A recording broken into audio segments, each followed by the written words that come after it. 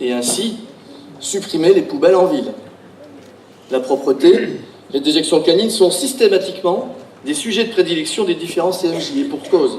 Et si j'avais un souhait exprimé ici ce soir, il irait bien évidemment vers la voirie, pour que chacun se sente responsable de son trottoir, de son fil d'eau, de son animal de compagnie. La ville et le CMJ ne peuvent pas tout, même si certaines actions sont mises en œuvre, c'est quand même aux citoyens de se prendre en charge. Alors, comme pour les poubelles, au mépris des grincheux toujours plus actifs à critiquer sur les réseaux sociaux qu'à s'investir pour le bien commun, nous allons pendant 8 mois avoir des initiatives citoyennes, faire un travail de pédagogie systématique afin de sensibiliser chacun au règlement de voirie. Propreté, mauvaises herbes, déjection canine, et dès septembre, comme pour les poubelles, les contrevenants se verront appliquer ce règlement de voirie, comme chez nos voisins belges, merci Marie-Ève d'être arrivée, et comme cela existait chez nous il y a quelques années.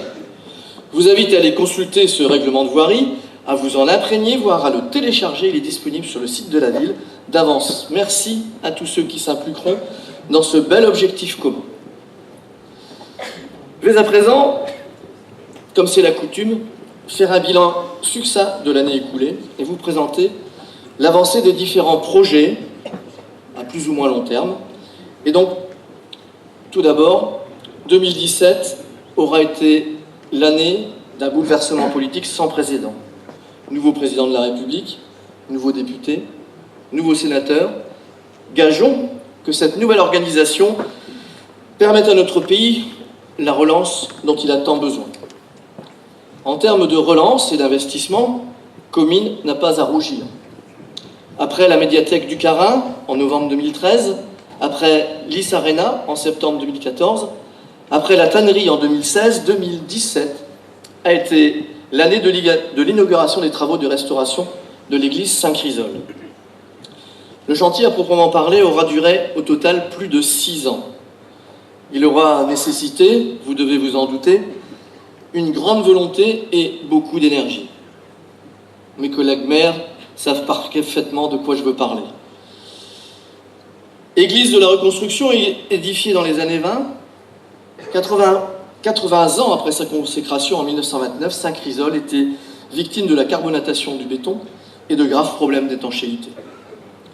Au terme de ce qui peut être qualifié de longue, parfois éprouvante, mais si passionnante aventure, qui aura duré au total presque 15 ans, finalement, Saint-Chrysole revit.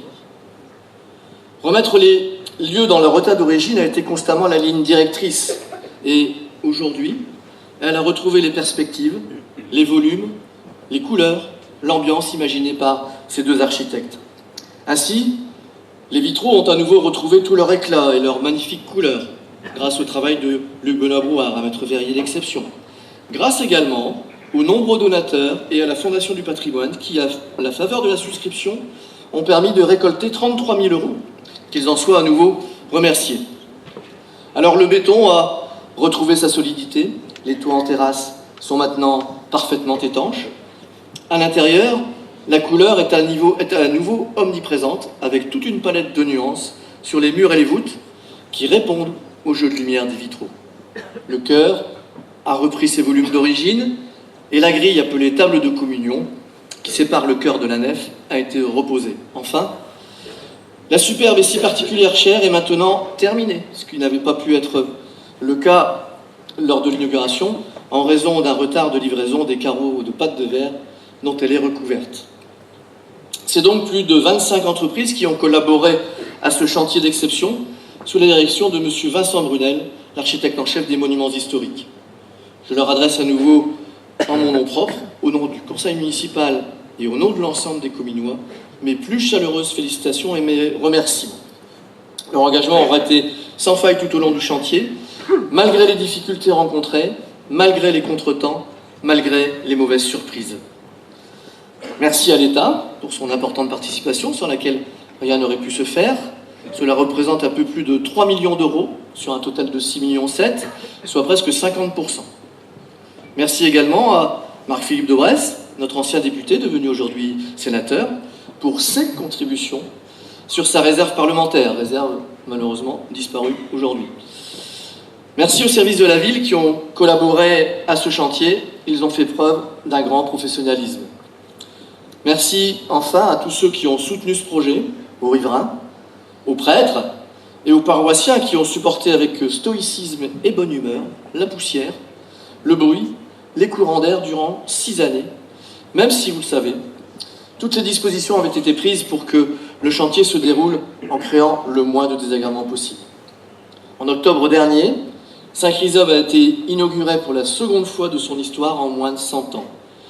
Nous avons, je crois, toutes les raisons d'être fiers de ce beau succès, comme le sont sans doute Don Paul Bello et Maurice Storez, les 2 concepteurs de ce monument unique, emblématique de Comines et de la vallée de la Lys. 2017, avec un chantier d'une moindre ampleur, a également été l'année de l'inauguration de la nouvelle école de musique, installée désormais au premier étage du restaurant municipal. L'école de musique était implantée depuis des années dans l'ancienne maison pour cadre de la centrale EDF, rue de Vervic, sur l'arrière du Nautilus. Pour pouvoir continuer à être utilisée, cette maison aurait nécessité de très importants travaux d'accessibilité et travaux de mise aux normes. Les travaux étaient estimés à plusieurs millions d'euros. La municipalité a donc fait le choix de déplacer l'école de musique rue d'Hurlupin à l'étage du restaurant municipal. Elle se trouve maintenant à proximité de l'auditorium de Lys Arena, qui peut être utilisé très facilement pour les cours ou pour les auditions. Les travaux d'aménagement de cette nouvelle école de musique, qui est incontestablement une vraie réussite, ont été subventionnés par l'État dans le cadre du Fonds de soutien à l'investissement local, le FSIL. Ces 3 demandes qui ont été déposées et subventionnées dans le cadre du FSIL en 2016. Une pour les travaux de l'installation d'école de musique dont je viens de vous parler, une pour la rénovation du parking du restaurant municipal et enfin une pour la création d'un poste de police commun aux polices nationales et municipales à proximité immédiate du restaurant, rue d'Hurlupin, au numéro 66 et 68. Il reste aujourd'hui à réaliser le réaménagement du parking, prévu dans les toutes prochaines semaines, puisque ceux du poste de police sont terminés depuis le mois dernier. La police municipale a déjà investi ses nouveaux bureaux, la police nationale le fera dans les tout prochains jours. Avec ce nouvel équipement, la collaboration entre les 2 polices sera encore renforcée et surtout grandement facilitée. Les bâtiments sont communicants, mais pourvus d'accès distincts. Ils offrent bureaux, vestiaires, salles de réunion, sanitaires, espaces repas, stationnement dédié et sécurisé, tout cela pour chaque corps indépendamment. Cette mutualisation permet un partage facilité des données de vidéoprotection, de partager les alertes communiquées par radio, ce qui était impossible avec l'ancien poste de police national. Aujourd'hui, toutes les installations sont réalisées et le poste sera relié en direct avec le commissariat de Tourcoing par radio, ce qui favorisera grandement la coordination des interventions. Cela permet également de placer le poste de police au centre de la zone où les commerces sont le plus nombreux et ainsi compléter efficacement les dispositions prises ces dernières années pour améliorer la sécurité des Cominois, comme l'armement des agents de police municipale ou encore l'installation de caméras de vidéoprotection. La vidéoprotection sera d'ailleurs complétée en ce début d'année par l'ajout de 10 caméras qui viendront renforcer l'efficacité du système en centre-ville. Puis, nous poursuivrons le déploiement dans les années à venir autour des écoles et des collèges, ce qui atteindra le périmètre couvert aux ensembles de logements situés à proximité. Comme je vous parle de sécurité, j'en profite pour saluer nos forces de police, l'armée, les douanes pour leur implication dans notre protection, notamment face aux menaces d'attentats qui pèsent sur notre pays, mais aussi face aux menaces des délinquants qui n'hésitent plus, depuis quelques années, à mettre en place de réels guet-apens contre les forces de l'ordre, mais aussi les sapeurs-pompiers, les services de secours en général et même les médecins. Ils ont besoin plus que jamais de notre soutien et de notre collaboration. Les derniers événements du début d'année en font la preuve et j'espère, même si j'en doute un peu, que les annonces gouvernementales seront suivies des faits et que les auteurs seront sévèrement punis. De mon avis, les forces de l'ordre n'ont pas besoin d'être proches de la population, mais elles doivent être soutenues par la population. Et surtout, soutenues par la justice, car contre les délinquants. Les classements sans suite sont légion et donnent, je pense, un sentiment d'impunité inadmissible. En ce qui nous concerne, nous aurons fait tout ce qui est en notre pouvoir pour donner à nos policiers les moyens d'accomplir leur mission dans les meilleures conditions possibles et ainsi assurer la sécurité des Cominois. Mais revenons aux travaux. En ces débuts d'année 2018, c'est la réhabilitation du groupe scolaire Brel-Brassens qui vient de débuter. Si, dans un premier temps, il avait été envisagé une reconstruction complète des bâtiments, la prise en compte de la baisse sensible et régulière des effectifs scolaires, la sous-occupation des locaux et le résultat de l'étude préalable ont conduit le conseil municipal à opter pour le regroupement des deux écoles dans le bâtiment Brel. Après ce réaménagement complet, agrandi d'un bâtiment en arc de cercle directement connecté au bâtiment principal. Cette opération, qui sera terminée pour la rentrée 2019, a été décidée avec l'assentiment des instances de l'éducation nationale, le conseil des maîtres et les représentants des parents d'élèves. Comme prévu, l'école maternelle sera implantée en rez-de-chaussée et l'école primaire à l'étage, desservie par un ascenseur. Un bâtiment d'accueil sera créé avec une entrée pour la maternelle. L'entrée pour les primaires se fera, elle, en façade du bâtiment. Quant au bâtiment de Georges Brassens, après rénovation, il sera lui affecté aux accueils de loisirs sans hébergement des enfants de plus de 6 ans. Cette opération, qui a débuté au mois de juillet dernier, a déjà permis de faire disparaître les anciens préfabriqués. Et pour permettre les travaux, une école provisoire a été installée dans la cour. J'ajoute, si toutefois c'était nécessaire, que toutes les dispositions ont été prises pour que les travaux et les nuisances qui seront générées par le chantier n'aient pas d'incidence sur le bon déroulement des cours. S'agissant toujours de bâtiments, mais cette fois pour une toute autre utilisation, la salle Jean de Gros fait depuis le mois d'octobre dernier l'objet d'importants travaux de rénovation. D'un coût total de 233 000 €, ils ont été subventionnés par l'État et la métropole européenne de Lille.